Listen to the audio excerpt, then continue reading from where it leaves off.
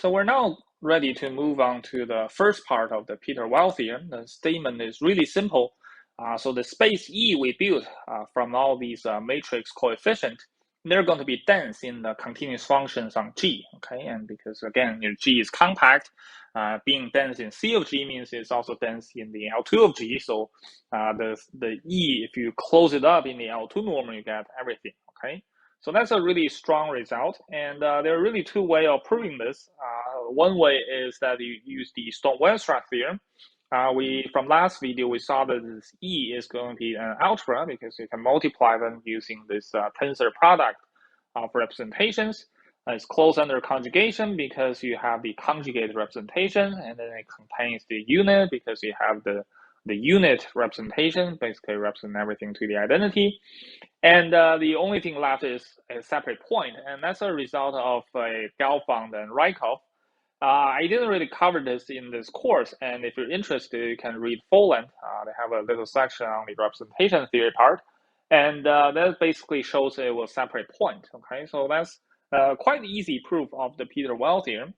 However, the only problem is that the Gelfand theory is kind of came after Peter-Weyl. So Peter-Weyl actually used some really classical operator theory to deal with this. So most of the textbook you can pick basically still use the Peter-Weyl's original proof. Okay, so that's what we're going through right now. So the idea is really talk about something called a Hilbert-Schmidt operator. Okay, or Hilbert-Schmidt integral operator. We're going to there's another Hilbert-Schmidt operator norm. Okay, we're going to use shortly, but let's talk about the following. So if you let this X be some mu be a measure space, and you can do the following. So if you have something called a kernel function, so if your K is in the L2 space of the product of X by itself, of course you equip with the product measure, and you let you operator T. So if you take a F, okay, F is on X, F is a function on X, you let it to be the integral of you integrate your f of x against this kernel, but you kind of only integrate one part of it. So you integrate the k of xy, and then you do the fy dy. Okay, so dy really understood as the mu of y. So you have a measure on here, and so that's basically defines some value. Okay. And if you think about what this value, if you want to bound it, okay, so Tf of x, okay, the square, that's going to be bounded above by the Cauchy-Schwarz. You can say this is bounded above by k of xy squared, have a dy, so x is fixed, and then you multiply the integral of the f of y squared dy, and let's say your function f is in the L2 of x, then this one is in the L2 norm, so this is the 2 norm squared, okay? And so if you integrate this whole thing again, so if you integrate the Tf of x squared dx, now this is bounded above by this double integral of the kxy squared dy dx, and everything you multiply by the 2 norm of f, okay? And because your k is going to be in L2 function, so this double integral, Fubini tells you this double integral is really just the 2 norm of k squared, okay? So that's the k squared. And so you see that this Tf is still bounded above by some constant times the f, the 2 norm of f. So we have that Tf is also inside the L2 of x. So all of these integral actually defines an operator from L2 to L2. So you say T is from L2 of x to the L2 of x, and is also have this bound of its operator norm by the 2 norm of your kernel K. Okay. So this T is called sometimes called the Hilbert-Schmidt integral operator. And the theory of the proof of Peter-Weyl heavily relies on these kind of operator, and they're really nice because of the following lemma. So let's try to prove it. So first of all, if your k satisfies some additional condition, let's say k of xy is equal to k of yx conjugate, so sometimes called the Hermitian, then the operator, this t you integrate, that's going to be self-adjoint. So t and t star are going to be the same. And second, this t is in fact always a compact operator. Okay, so it's always a compact operator.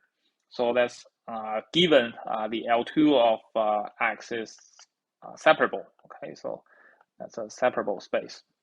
Okay, so L2 of X being separable just means it's separable as a Hilbert space. So you have a countable orthonormal basis. Okay, they're equivalent. All right, so let's try to prove this technical lemma. So first of all, if you consider what happens if you integrate take the inner product with TF with G. So this is just the integral of the TF evaluated on X, and you have a G of X dx, okay, G bar of X dx. And you just convert the TF as a double, another integral, and you write it as a double integral of the KXY. And then you have the Fy Gx bar, and then you have a dx dy. I should say d mu x, d mu y. Okay, so that's the measure on your measure space. All right, and what you can do is, well, you can just switch your this k of xy by this formula. So this is equals to the k of the yx conjugate, and then you group it up with the gx. Okay, and then you do this integrate the d mu x first, and then I have the f of y, and then I do the d mu y next. And the thing in the middle is essentially you take the conjugate to the outside. So this is essentially just the t of g, evaluate y, and you do the conjugate. And then you multiply the fy d mu y again. So this is essentially just the inner product with f with tg, okay?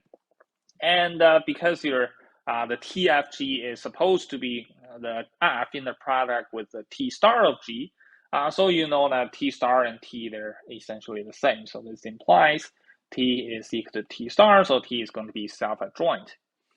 And the next, the more important one is to show that this T is in fact a compact operator. It's not too bad. So for number 2, so if I let, because my L2 of X is separable, so let's let Fi, I going from 1 to infinity, be an orthonormal basis for the L2 of X, okay? So what you can see is that, well, how about the L2 of X times X? Well, you can see that you multiply fx with some fj, okay, but the I is in X and j is on the second coordinate, okay, I going from 1 to infinity. That's actually an orthonormal basis for the L2 of the X cross X, okay? So you can approximate your function k by these products of the orthonormal basis on the L2, okay? So this k of xy, you can write it as the big summation of ij going from 1 to infinity of some kij, some multiples of these basic vectors of fix, fj of y, okay? And so moreover, these because fi fj multiply to an orthonormal basis, these kij square sum up to so the summation of these kij absolute value square, ij going from 1 to infinity, that's going to be finite, okay, because this is going to be equal to the 2 norm of k, okay, because of the orthonormal basis. All right, and so what you can do is you chop it up into some finite dimensional one. So let's just let Kn to be the following. So think about what this integral operator is doing is that you kind of multiply something on the ky, so you kind of take out the y part, and then you map it into the fix part, okay? So that's kind of a range. And what you do is that you only cut it to finitely many of them. So let's let ki to be the summation I going from 1 to n. And the j don't really matter, doesn't really matter. J going from 1 to infinity of these kij of the fix fjy. And it turns out that they are going to define their integral operator is going to be finite dimensional. So this Tn of f, you can just verify yourself. This is going to be sitting inside the span of these fi of x, I going from 1 to n. Okay, think about the tn of f is kind of taking out the integral, or kind of combination of these rank 1 operators, and then you make it into the range of these fi. Okay. All right, so but in any case, this Tn is going to be finite dimensional, and so if you consider the norm of this T minus Tn, you apply to an F, two norm, that's going to be less than equals to the whatever this Kij you missed. Okay, so this is going to be less than equal to I going from 1 to n plus 1, j going from 1 to infinity of these Kij squared, times, of course, f2 norm squared. But as n goes to infinity, because your summation of these Kij squared is converging, this tail is going to go to 0, okay, as n goes to infinity, okay? So essentially you have Tn converge to T in norm, so T is compact operator, okay?